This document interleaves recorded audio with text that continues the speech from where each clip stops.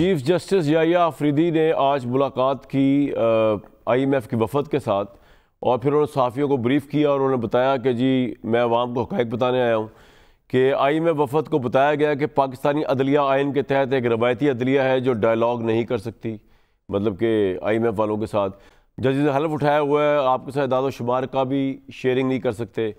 फिर मैंने ये भी उनसे कहा कि ज़बरदस्त मौके पर आए हैं जब नेशनल जुडिशल पॉलिसी कमेटी काम कर रही है।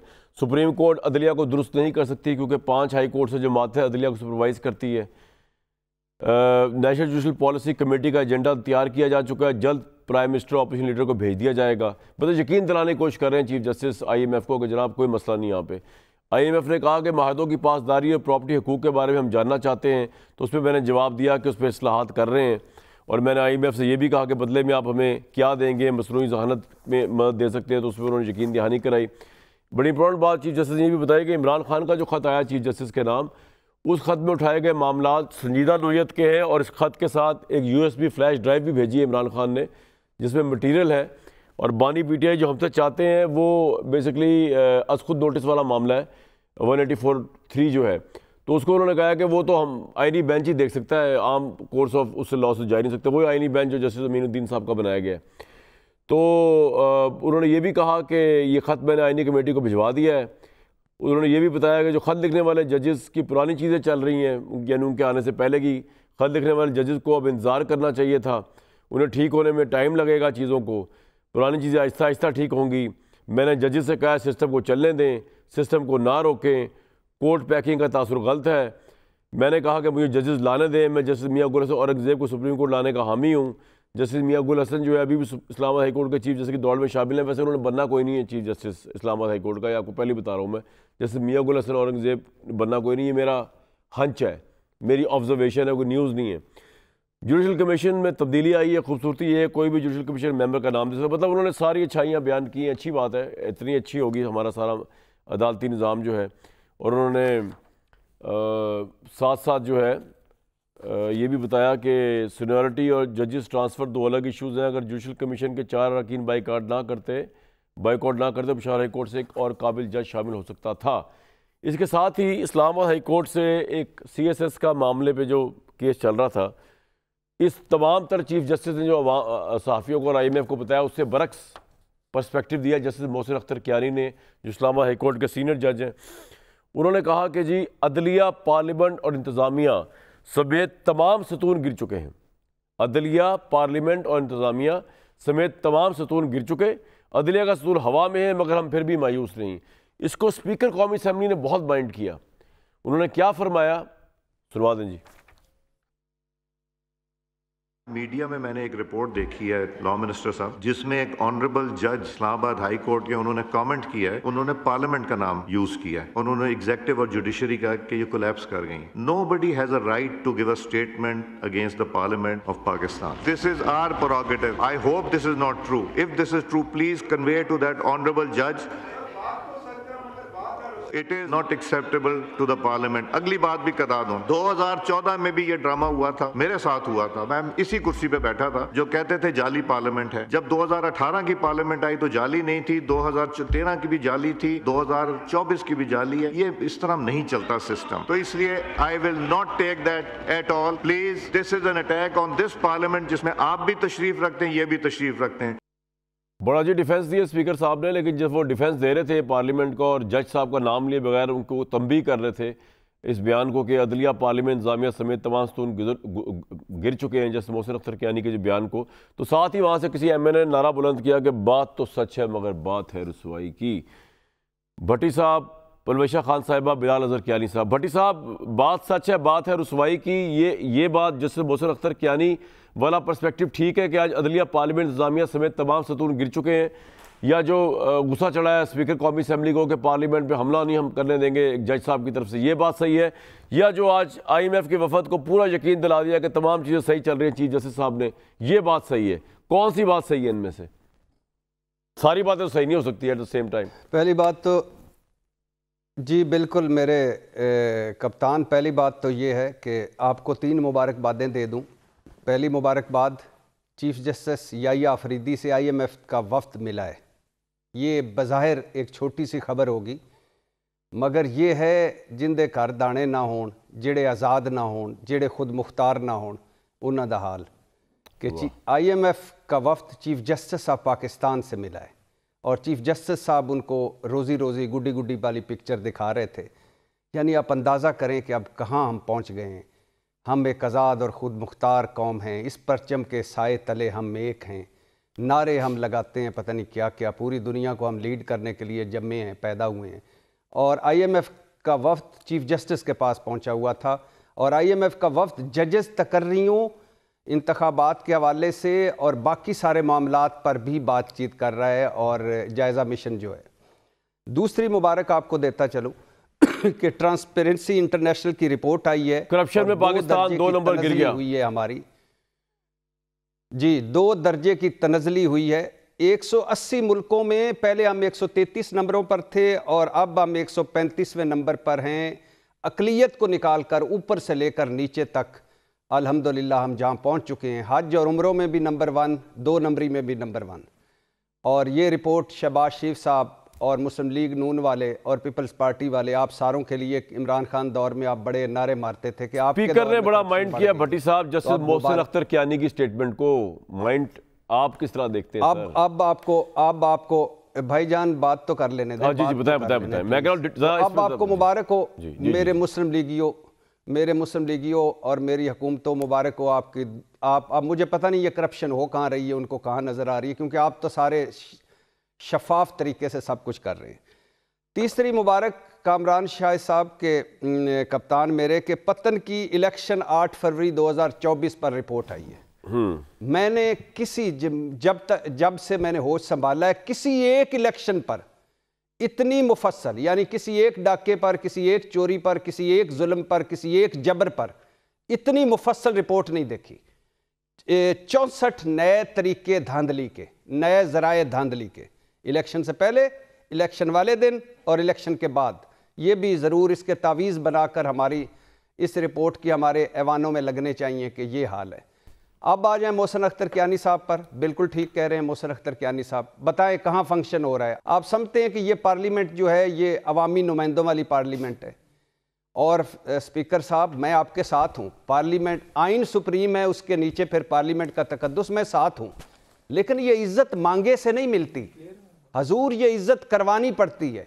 अगर आप खड़े हो जाते और आप कहते कि हमने 3 मरतबा नवाज शरीफ साहब वज़ीर आज़म बने हैं, 1 मरतबा शहबाज शरीफ बन चुके हैं, पीपल्स पार्टी भी 4 मरतबा भुगता चुकी है। भाई हमें मैंडेट नहीं दिया इस कौम ने, हमारा मैंडेट नहीं है ये। आप किसी और को कोई बनाता है बना ले, नहीं बनाता तो नए इलेक्शन में चले जाएं। या इस हुकूमत के पास, इस पार्लियामेंट के पास मुझे बताएं कि आइन साजी का मैंडेट है। तो जब आप इस तरह के सारे काम करेंगे, पतन की रिपोर्ट है, ट्रांसपेरेंसी की रिपोर्ट है इंटरनेशनल की, और जब आपको पता है फार्म 45, फार्म 47 का, तो फिर क्या आप कौन इज्जत करेगा? मैं तो आज भी करता हूं, आपको सलाम ठोकता हूं, लेकिन इन सलामों में मोहब्बत नहीं है। और आखिरी बात भाईजान, इस गुफ्तगू के पहले हिस्से की, गवर्नर पंजाब साहब कह रहे हैं कि ये फार्म 47 वाले हैं, खतरनाक इंटरव्यू दिया है। अता तारड़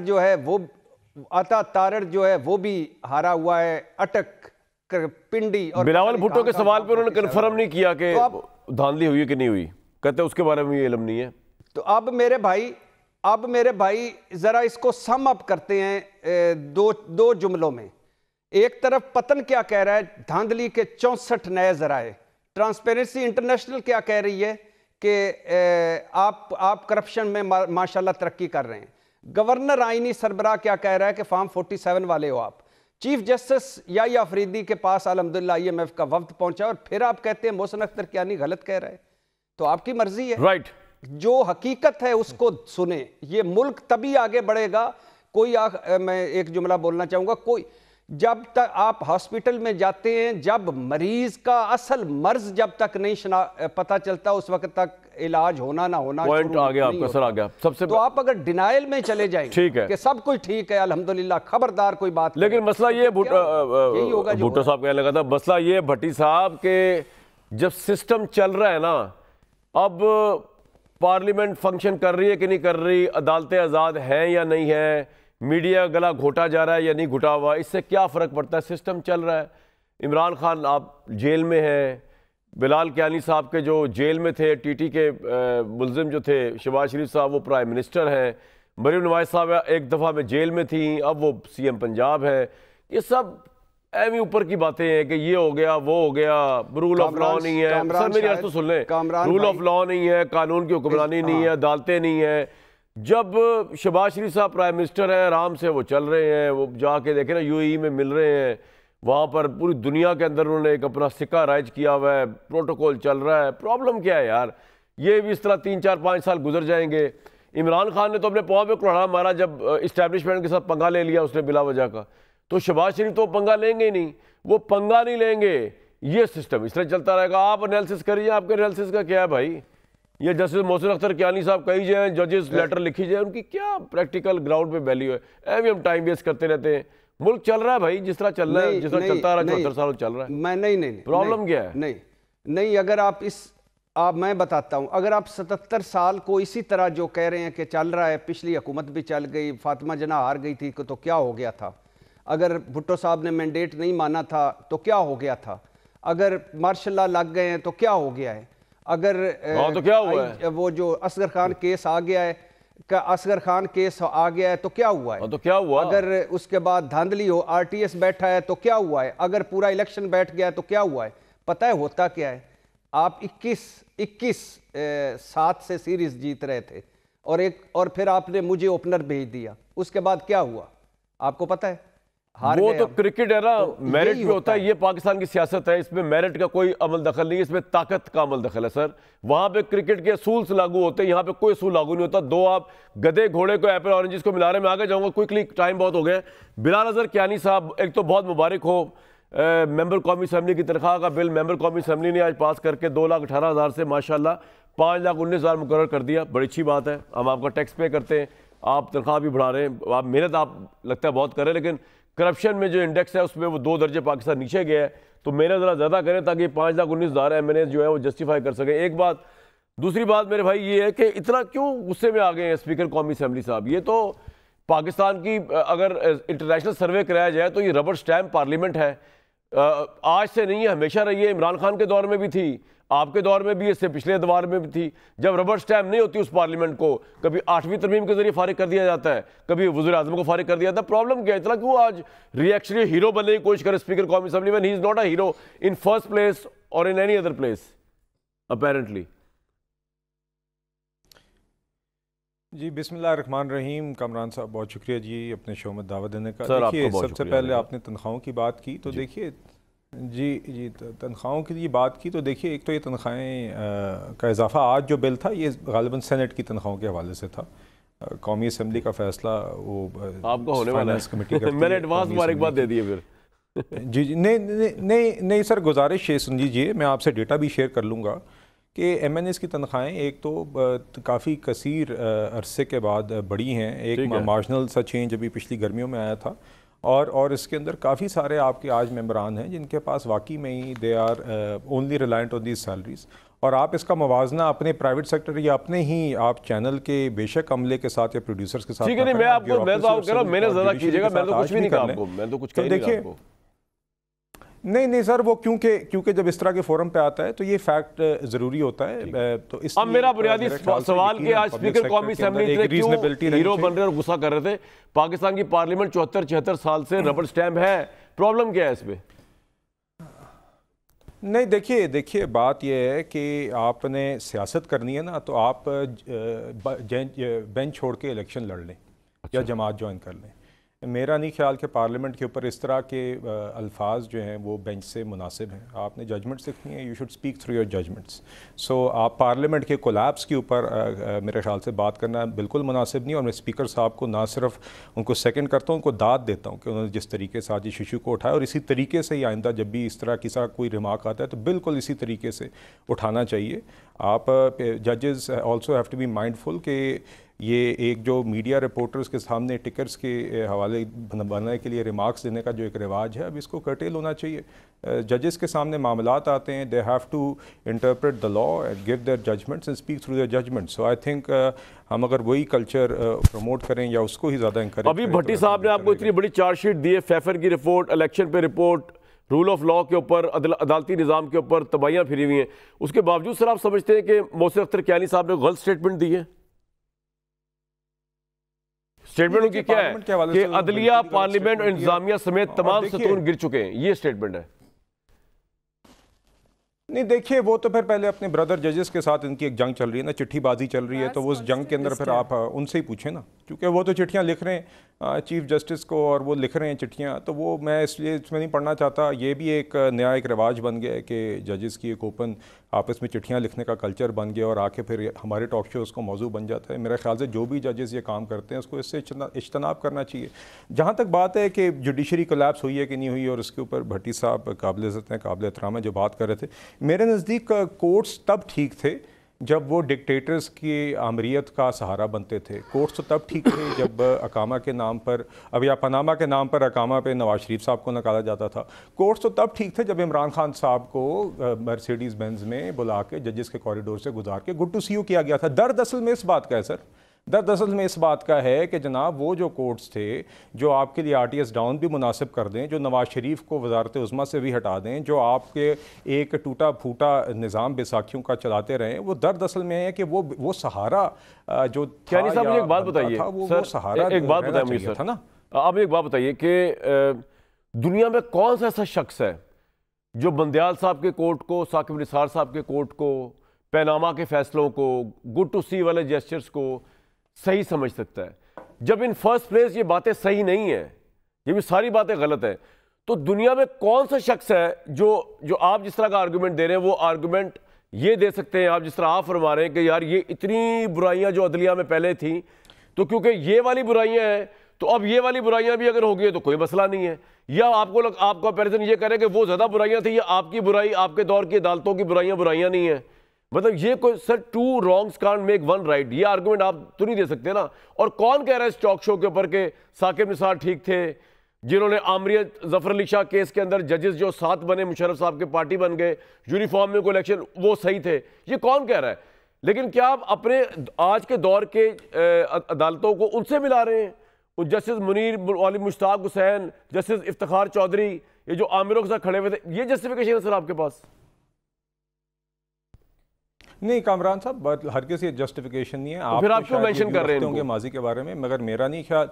नहीं मैं इसलिए कर रहा हूँ क्योंकि आपने ये बात नहीं की, भट्टी साहब ने की, और यहाँ पे चले जो PTI के लोग हैं ना, उनका तो ख्याल यही है कि एक बड़ा रूल ऑफ लॉ था जिसके नतीजे में खान साहब आए थे, और बड़ी डेमोक्रेसी थी जिसके नतीजे में खान साहब वज़ीर आज़म रहे थे और बने थे और रहे थे। तो ये तासुर जो है ना जी, ये इसको भी क्लियर करना बड़ा ज़रूरी है। दूसरी बात यह है, आज अब जो जजेस अग्रीव्ड हैं उनकी एक जज की बात है ना, आप वो बात कर सकते हैं, उनकी मर्जी है, वो बेशक ये बात करें, और मेरा ये हक है बिल्कुल कि मैं कहूँ कि ये बात आप गलत कर रहे हैं। ऐसा तो नहीं है कि पूरी जुडिशरी ये बात कर रही है। अभी आप देख लीजिए कि 2 दिन पहले जुडिशल कमीशन के उसके ऊपर, ठीक है, आप एग्री नहीं करते कि ये पार्लियामेंट एहतजाज की कॉल आई? नहीं कामरान साहब, मेरी गुजारिश है, मुझे allow me to complete this point. Please बताएं। मैं ये कह रहा हूँ जी कि आप ये जुडिशल कमीशन के इजलास की मिसाल ले लें जो कल हुआ है, उससे पहले जी के लॉयर्स में बड़ा ये कोई पता नहीं जस्टिस का पता नहीं कत्ल होने वाला है और ये इजलास किसी सूरत नहीं होना चाहिए और हम एहतजाज करेंगे। 6 की 6 बशमूल सुप्रीम कोर्ट बार और पाकिस्तान बार काउंसिल ने और 4 हाई कोर्ट की बार काउंसिल्स ने कहा कि ये बिल्कुल इजलास ठीक है और प्रॉपर है, और उसके बाद एहतजाज भी जो है वो आपके सामने देखा, हो गया फैसला, बाइकॉट के बाद फैसला हो गया ना सर, वो तो हो गया। वो तो जो आपने 26वीं आईनी तरमीम में अब एक हैयत बना दी, उसके हिसाब से सारी चीजें। मैं आपसे ये कह रहा हूँ जी सर, मैं आपसे कह रहा हूँ कि जो जुडिशल कमीशन का काम हो रहा है, जो आईनी तरमीम हुई है, बिल्कुल आईन और कानून के मुताबिक हुई है। ठीक है सर, कोर्ट्स भी उसके मुताबिक ऑपरेट करें, जुडिशल कमीशन भी कर रही है, मगर सियासी मज़ाहिम हो वो काम करना चाहिए। बिल्कुल पॉइंट समझ आ गया। परवेशा साहिबा, आपकी जो पार्टी है ना वो फाउंडर्स में से भी है, कॉन्स्टिट्यूशन बनाया, और मैं समझता हूँ कि रिलेटिवली स्पीकिंग दूसरी तमाम पार्टी से आप लोगों के डेमोक्रेटिक क्रेडेंशियल्स बेहतर है। उसमें मौरूसियत का एलिमेंट क्रिटिसाइजेबल है, मैं उस एलिमेंट के अलावा बात कर रहा हूँ। सेक्रीफाइस भी दिया आपने, आप लोगों के यहाँ शहादतें भी हुई, जिनको आप जो कत्ल भी हुए, फांसियाँ भी चढ़े लोग। लेकिन मैं हैरान हूँ कि आप भी आज जो बात मोहसिन अख्तर कियानी ने की है, बहुत से लोग समझते होंगे कि ये बात शायद सही हो, लेकिन आज आप या तो बहुत ज़्यादा बुज़दिल हो गए हैं कि आप कोई पोजीशन नहीं ले सकते, ये वो पीपल्स पार्टी नहीं है जो बेनज़ीर के दौर में थी, वो पीपल्स पार्टी जो भुट्टो के दौर में थी, आप बुज़दिल हो गए सियासी तौर पे, या फिर आप भी इसी सिस्टम का हिस्सा बन गए जिसमें पार्लियामेंट को आपके रज़ा रबानी भी कह रहे हैं कि टाइप लोग कहते हैं कि जी ये एक रबर स्टैम्प पार्लियामेंट है, जिसमें आपके सीनियर वकला जो है वो अगर उनका माइंड पड़े तो वो कहते हैं कि जनाब 26वीं आईन तरमीम तो इसने छुरा घोंप दिया अदालतों की आज़ादी के ऊपर। आप के क्या परसेप्शन है, पीपल्स पार्टी का क्या स्टैंड है आज के मौजूदा हालात के ऊपर? बहुत शुक्रिया। एक तो मुझे आपकी सारा इंट्रो मिस हुआ और काफ़ी सारी बहस मिस हो गई, मुझे आपकी आवाज़ में थोड़ी सुनने में मुश्किल पेश आ रही थी, लेकिन बहरहाल अब आपका सवाल मैंने सुना है। देखिए 26वीं आईनी तरमीम को पास करवाने में पाकिस्तान पीपल्स पार्टी का एक किरदार है और उसमें बिलावल भुट्टो साहब ने बड़ी मेहनत की और ज़ाहिर है ये उनका एक उन्होंने समझा कि उनकी वालदा का कर्ज़ था जो कि नून लीग और पाकिस्तान पीपल्स पार्टी ने आपस में मुआहदा किया था, उसके तहत हम आईनी अदालत बनाना चाहते। बहरहाल उसके बाद जो कुछ हुआ, हमने तो अपनी आईनी जो एक ज़िम्मेदारी थी वो पूरी की। अब अगर सिस्टम कहीं जाके स्टेबल नहीं हो रहा और सिस्टम के अंदर से ही कोई इस किस्म की, अब मैं इसको क्या कहूँ कि कोशिश है या कोई ऐसा एलिमेंट्स हैं जो सिस्टम को डिस्टेबलाइज़ कर रहे हैं, तो वो इस वक्त चूँकि पीपल्स पार्टी तो ना हुकूमत में है, ना करप्शन परसेप्शन इंडेक्स में कोई उनका हाथ है और ना ही कोई हम वजारतों में हैं। ये तो अब वज़ीर आज़म साहब, लेकिन आपका पॉइंट ऑफ व्यू क्या है? ये आप एग्री करती है कि इस वक्त मुल्क के अंदर अदलिया, पार्लियामेंट, इंतज़ामिया जो तमाम सतून जो है कॉम्प्रोमाइज़ हो चुके हैं, चले एटलीस्ट कि नहीं, कि सब ठीक चल रहा है?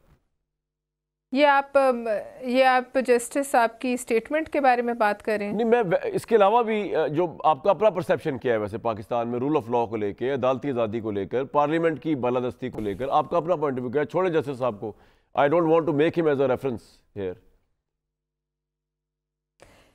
देखिए किसी भी मुल्क में कोई आइडियल हालात तो नहीं होते और हमारे जैसे तीसरी दुनिया के ममालिक में जिनको जहाँ IMF जो है गले अंगूठा जो है वो गले पे रख के जो है हर वक्त हर किस्म की जायज़ नाजायज़ बात मनवा लेती है, वहाँ आइडियल हालात तो नहीं हो सकते। मैं आपको ये नहीं कह सकती कि इस मुल्क में इस वक्त सारी जो पिलर्स ऑफ स्टेट हैं जो वो बड़ी अच्छी तरह काम करें, लेकिन जो दस्तयाब हालात और वाक़यात हैं उन्हीं में रहकर हमें काम करना है। ये एक हकीकत है कि पाकिस्तान एक चैलेंजिंग सिचुएशन में है। पाकिस्तान पिछले कई सालों से जो है वो गैर मुस्तहकम किस्म के सियासी हालात में जो है वो उससे गुज़र रहा है, लेकिन ये भी एक मैं समझती हूँ अच्छी बात है कि अभी तक कोई ऐसा मिस एडवेंचर नहीं हुआ। कई मौक़ों पर आपको और हमें लगा कि जैसे बस अब ये सिस्टम जो है लपेटा जाएगा, अब सियासी बसात लपेट दी जाएगी और इस मुल्क में कोई गैर आइनी इक़दाम उठाया जाएगा, लेकिन आपने फिर भी देखा उस नहज पे पहुँच के भी सिस्टम जो है वापस थोड़ा रिवर्ट हुआ। लेकिन मैं ये नहीं कह सकती कि आइडियल हालात हैं, ये कोई भी आपको नहीं कहेगा। परवेज़ साहबा, आप नून लीग के साथ इसलिए नथी हो गए, हालांकि आप लोग आइडियोलॉजिकली दो डिफरेंट पार्टीज हैं, क्योंकि आप दोनों पार्टीज को इमरान खान का डर है और आप दोनों पार्टी नहीं चाहती वो बाहर निकले और आप लोगों को चैलेंज करे या आप लोगों के खिलाफ दोबारा केस खोले अगर वो किसी पोजीशन पे आ जाए। देखिए नहीं, कामरान शाहिद साहब, इस बात की क्या गारंटी है कि आज का अगर इमरान खान साहब वापस आ जाएं वो केस चला देंगे और कल को कोई और केस नहीं खोलेगा? इस बात की तो पाकिस्तान की सियासत में कोई गारंटी नहीं। कोई इस बात की कल को कोई भी हालात हो सकते हैं, कोई ऐसा शख्स कोई भी आकर किसी तरह की भी सियासी आर्म ट्विस्टिंग कर सकता है, सियासी जो है वो दुश्मनी निकाल सकता है। ये इस मुल्क की रिवायत है, इसमें मैं कैसे कह सकती हूँ कि कल को हम लोग जो है वो अपनी रिवायतें भूल के कोई नई चीज़ बन जाएगी। नहीं, इमरान खान क्या पता बाहर आए तो वो ये काम ही ना करे और कोई और ये काम कर दे, इस बात की कोई गारंटी नहीं है। किसी सियासतदान इस बात से और आपको लगता है कि इमरान खान को अभी अंदर ही रहना चाहिए, ना को चैनल चबने चाहिए, उसके मजीद 4-5 साल जेल में रहे? आपका अपना पर्सपेक्टिव क्या है इस पे? नहीं देखिए, मैं तो ज्यादा, क्योंकि आप सियासी कैदियों के तो खिलाफ ही है ना। पर्सपेक्टिव तो किसी को नाको देखिए, सियासी तौर पर उनकी जो आइडियोलॉजी है उसके हाँ हम खिलाफ हैं, लेकिन किसी के साथ जो है आप सियासी कैदियों के भी तो खिलाफ है ना। मैं तो ये कह रहा था क्योंकि आपके अपने लीडर्स ने बड़ी सियासी कैदें भुगती हैं। मैं आपको यही कह रही हूँ कि सियासी कैदियों के भी खिलाफ हैं, सियासत में दुश्मनी निकालने के भी खिलाफ हैं। बिल्कुल ठीक। लेकिन वो एक है ना, खुद ब खुद जंजीर की जानिब खिंचा जाता है दिल। अब अगर किसी का दिल खुद ब खुद जंजीर की जानिब खिंचा जा रहा है, ये एक बड़ा अच्छा, बल्कि आपको मैं मोतमिद की फरियाद जो है, ये सर इलामा इकबाल ने इसको यार वो लेटर्स में लेटर्स लिख रहा है कि मेरी जंजीरें तोड़ोगे तो मुल्क आगे चलेगा। आप कह रही हो जंजीर की तरफ जाना खिंचा चला जा रहा है इमरान। वो आर्मी चीफ को लेटर्स लिख रहे हैं, वो चीफ खुद ब खुद खिंचा जाता है ना, खुद ब खुद खिंचा जाता है। देखिए, लेटर लिखने से हम उन्हें नहीं रोक सकते, लेकिन मैं सिर्फ ये कहूँगी, और किसी के बुरे वक्त पे मैं कोई ज़्यादा खुशी के हम शादियाने भी नहीं बजा सकते, लेकिन मैं ये ज़रूर कहूँगी कि हज़रत अली रज़ी अल्लाह ताला अन्हु ने फरमाया था कि दुनिया में दो वक्त हैं इंसान के लिए। एक वक्त वो है जब हालात उसके हक़ में हो, एक वक्त वो है जब हालात उसके मुखालिफ हों। तो जब हक़ में हो तो बहुत ज़्यादा तकब्बर ना करो और खुश ना हो, और जब हालात मुखालिफ हो तो सब्र करो। हालात अगर मुखालिफ हो तो सब्र, और अगर ऐसे मुखालिफों के कोई आगे रास्ता नजर ना आ रहा हो तो सब्र करना चाहिए। पॉइंट आ गया जी आपका। मामलात में सब्र ही सब कुछ होता है। भाई सब्र करे भट्टी साहब, तो लिहाजा उन्हें भी सब्र करना चाहिए। तहरीक इंसाफ वालों को और इमरान खान को आप जाते हैं कानूनी हेयरिंग्स पे भी, आप जाके परवेशा साहिबा पीपल्स पार्टी का ये पैगाम दे दें इमरान खान को, बेटा आप सब्र करो, क्योंकि आप जंजीर की तरफ खुद खींचे चले जा रहे हैं। तो ये डोर कोई खींचे तो ये किसी और चला जाओ, वो गाना था ना एक बड़ा मशहूर। और दूसरा जो मुझे पता चला ना, ये खुदा का शुक्र अदा करें भट्टी साहब, जो मुझे कियानी साहब और परवेशा साहिबा की बात से पता चला, शुक्र करें इस मुल्क के अंदर मार्शल लॉ नहीं लग गया, शुक्र करें कोई मिस एडवेंचर नहीं हुआ, शुक्र करें कोई गैर कानूनी अदालतें काम कर रही हैं। अल्लाह का लाख लाख शुक्र अदा करें इस मुल्क में मार्शल लॉ लगते रहे मेरे भाई। किस दुनिया में बैठे आप, बहुत ही नाशुक्री कौम है भाई आप तो भट्टी साहब। पहली बात तो ये है कि दोनों मेरे काबिल एहतराम हैं, दोनों की मैं इज़्ज़त करता हूँ, लेकिन अभी उन्होंने हज़रत अली अलैहिस्सलाम का कौल नकल किया, तो एक और भी सुनते जाइए। परवेशा साहिबा, हज़रत अली का कौल है कि इक़्तिदार, इख्तियार और दौलत मिलने के बाद इंसान बदलता नहीं, बेनकाब हो जाता है, वाह, एक्सपोज हो जाता है। इक़्तिदार, परवेशा साहिबा, इक़्तिदार, इख्तियार और दौलत मिलने के बाद इंसान बदलता नहीं, बेनकाब हो जाता है। दौलत तो मिली है नहीं आज सेनेटर साहिबा को 5 लाख हज़रत दौलत आज ही मिली है। और एक और सुनिए, जी जी एक और सुनिए, कामरान भाई बात करने दीजिएगा, मेहरबानी आपकी। एक और सुनिएगा, और एक और सुनिए परवेशा साहिबा के हज़रत अली अलैहिस्सलाम का ये कौल है कि मुआशरा कुफर के साथ कायम रह सकता है, जुल्म के साथ नहीं। क्या आपने मिस एडवेंचर में कोई कमी कर दी अभी आपने? अल्हम्दुलिल्लाह, अल्हम्दुलिल्लाह, अभी आपने मिस एडवेंचर में कमी कर दी है। ये गैर मुस्तहकम पाकिस्तान क्यों है? ये गैर मुस्तहकम पाकिस्तान इसलिए है कि आपकी बारियां लगी हुई हैं, आपने हम तबाह कर दिया हमें, पीपल्स पार्टी और मुस्लिम लीग नून की ये जो बारियां हैं, जो हुकूमत कब हमारा, आपके आने से पहले तो हमारा मुल्क गैर मुस्तहकम नहीं था, हम तो कर्जे देने वालों में से थे, हम तो मदद करने वालों में से थे। आप आए हैं तो हमारा सवा सत्यानाश हो गया। 26वीं आईनी तरमीम, पीपल्स पार्टी हुकूमत में क्यों नहीं है? हुकूमत में है। 26वीं आईनी, जरदारी साहब क्यों बैठे हुए वाने सदर में अगर हुकूमत में नहीं है? तो यूसुफ रज़ा गिलानी क्यों बैठे हुए चेयरमैन सेनेट अगर हुकूमत में नहीं है? भाई आपने 26वीं आईनी तरमीम मंजूर करवाई, आप इस पर फख्र करेंगे? बेनज़ीर भुट्टो होती तो वो ये करती, वैसे तो अल्हम्दुलिल्लाह वो भी होती तो कर ही लेती, लेकिन 26वीं आईनी तरमीम आपने कर दी, पीका एक्ट आप हम पे ले आए, नैब तरमीम आपने कर दी, इलेक्शन एक्ट तरमीमें कर दी, भुट्टो को फेयर ट्रायल नहीं मिला, आप आ गए 35-40 साल बाद, और जो आज लोगों को फेयर ट्रायल नहीं मिले उस पर आप चुप हैं। आप तो बड़े चैंपियन थे, कहाँ है आज बुनियादी इंसानी हकूक? कहाँ है आज चादर चार दीवारी का तकद्दुस? कहाँ है? शाह महमूद कुरैशी पता है परवेशा साहिबा क्या कह रहा है? वो कह रहा है मुझे अपनी कब्र की कसम, मैं बेकसूर हूं। कोई इतनी बड़ी कसम उठा सकता है? आपने कभी उनके हक के लिए आवाज उठाई है? वो तो आपकी पार्टी में भी रहे हैं। ठीक है, क्विकली भट्टी साहब, मुझे बाकी का जवाब भी लेना है। आपका पॉइंट आ गया बड़ा। जी जी, दूसरा मेरे भाई ने कहा, भाईजान बिल्कुल ठीक, जो कुछ आपने मिसालें दी जुडिशरी की वो काबिल मुजम्मत मिसालें हैं, मैं आपके साथ हूं, लेकिन पूरी मिसालें दिया करें। जस्टिस कयूम, भाईजान कितनी सजा देनी है? ठीक है सर, पॉइंट आ गया आपका, मुझे आगे लेके चलना है क्विकली आएंगे। बिलाल क्या सिर्फ एक दो जुमले भाईजान, सिर्फ दो जुमले। फाइज इसा उमर अता बंदियाल जाएंगे, फाइज इसा काजी आएंगे, जब नवाज शरीफ वापस आ गया। वही हुआ, हमजा शहबाज को छुट्टी वाले दिन सर पॉइंट आ गया, ये तारीख आ गई। बिलाल क्यानी साहब, बिलाल क्यानी साहब, ये कोई अच्छा माहौल नहीं है जिसमें साहब मैं जवाब जी परवेज़ साहब क्विकली आप कर दें पहले, फिर क्यानी साहब। जी देखिए, मैं भट्टी साहब की दोनों बातों से एग्री करती हूँ, लेकिन जो कुफर का निज़ाम जो है वो चल सकता है, जुल्म का नहीं चल सकता। बेशक ये बरहक है और इसलिए इमरान का निज़ाम नहीं चला। इस बात को चाहे भट्टी साहब दिल से माने या ना माने, जुल्म उस वक़्त भी करके वो खुश होते थे और इसमें लोगों को जेलों में डालकर, मुंह पर हाथ फेर कर, उनके एसी उतार कर, उनके कमरों में घुस कर वो इस बात पे फ़ख्र महसूस करते थे। लिहाजा हज़रत अली की ये जो कॉल है इसमें कोई शक नहीं। ये इमरान खान के दौर में भी सादिक आता है, बिल्कुल ठीक है, दौलत मिलने पर इंसान बेनकाब, इक़्तिदार और दौलत मिलने पर इंसान बेनकाब होता है। ये बात भी बिल्कुल बरहक है, बिल्कुल सच है। इसी तरह इमरान खान साहब भी बेनकाब हुए, लेकिन फिर भी चूँकि उनके मुश्किल दिन हैं, मैं इसे और किसी की मुश्किल पर खुश नहीं होना चाहिए, लेकिन ये बात सच है कि ख़त लिखने से ये कॉल्स देते हैं वो नाकाम कॉल से, ये अब हालात और मामलात चूँकि उनके हक़ में नहीं हैं, इसलिए सब्र इस्तकामत के साथ जेल काटना भी अजीम लीडरों की एक निशानी होती है। और अगर वो ये हैं ही जेल में और हालात नहीं हैं अभी उनके हक़ में, तो फिर इससे आगे ख़त लिखने से और मिन्नत समाजत और तरले मैं आ रहा हूँ वापस जी। ये क्रिकेट की तकरीब की वजह से आज का टाइम निकल गया पैनलिस्ट का, बड़ी माजरत सबके साथ, खासतौर पर बिलाल क्यानी साहब के साथ। कल तक दीजिए इजाज़त।